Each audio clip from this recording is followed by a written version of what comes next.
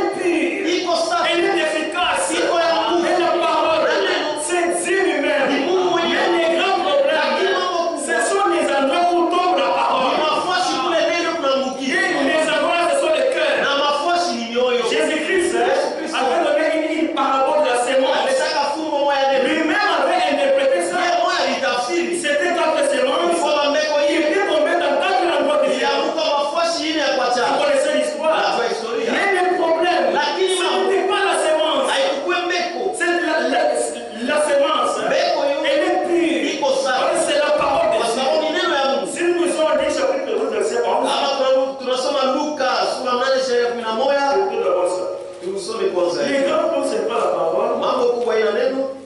Les grands points, c'est là où on se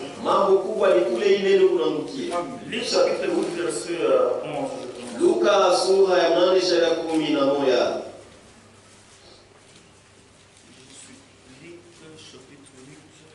Luka sura 8. Voici ce que signifie cette parabole. La semence, c'est la parole de Dieu. Vous voyez? La semence, c'est la parole de Dieu. C'est une semence pure.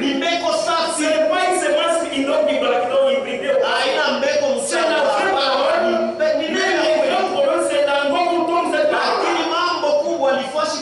C'est pourquoi Jean-Baptiste était venu comme un précurseur pour préparer les cœurs, pas les cerveaux. Les cœurs. Si les cœurs sont bien disposés, on dit que Jésus est là. Les gens ils vont directement les rencontrer. C'est pourquoi Jean-Baptiste ne jouait pas avec la religion. C'était un homme. Quand il péchait les Saint-Esprit, parce qu'il même avait expérimenté le mensonge. C'est pourquoi tout prédicateur doit être animé avec l'esprit de Dieu. Est-ce que vous comprenez ça? Un esprit de lui, c'est un esprit sévère. Aujourd'hui, on a remarqué, même dans des églises, il n'y a pas la puissance de Dieu. Pourquoi? C'est à cause des hommes femmes de la chair. Quand on est ici, c'est pour condamner les péchés dans la chair humaine. Qui dit soit, les juges disent, personne n'est au-dessus de la loi. Nous aussi, dans notre royaume, personne n'est au-dessus de la parole de Dieu. La parole de Dieu, elle corrige. La parole de Dieu, condamne. Est-ce que vous comprenez? Tout vrai prédicateur de Dieu doit être animé par l'esprit de Dieu. Parce que l'esprit de Dieu, ça doit travailler 5 fois. Vous connaissez ça? Pour la première fois, c'était avec Élie le Tishbite. Pour la deuxième fois, c'était avec Élisée. La troisième fois, c'était avec Jean-Baptiste. Jean-Baptiste ne jouait pas dans la religion. Pourquoi Sénat avait écouté même sa vie? Il avait condamné Hérode.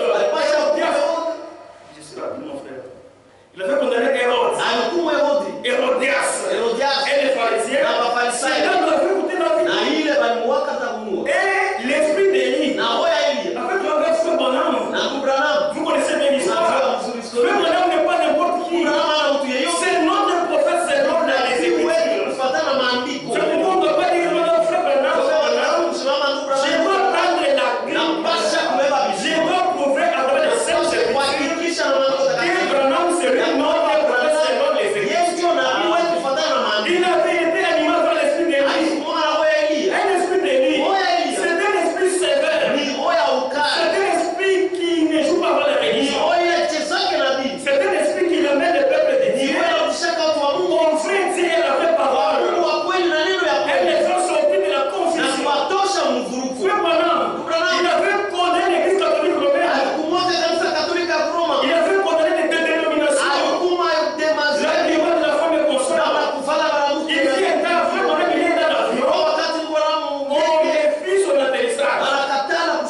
C'est ce que nous voulons. Les prédicateurs qui n'ont pas l'esprit de Dieu. Pour condamner les péchés dans la chair humaine. Est-ce que vous comprenez? Est-ce que la parole de Dieu peut rester sans effet? Les grands problèmes, ce n'est pas la parole. Les grands problèmes, c'est vous. Vous comprenez ça? C'est une bonne parole. Amen. Et l'esprit de Dieu pour la dernière fois. Avec 144 000. L'esprit d'Élie pour appelle les 144 000 juifs. Et si vous comprenez, là où il y a la parole de vérité, l'esprit de Dieu viendra là-bas pour collaborer. C'est pourquoi vous avez la parole. Nous devons beaucoup prier contre les Israéliens. Jésus dit, persévérez dans la prière. Veillez ici avec l'action de grâce. Beaucoup d'hommes dans la Bible, ils ont expérimenté Dieu au moyen de la prière. Jésus qui est notre modèle, c'était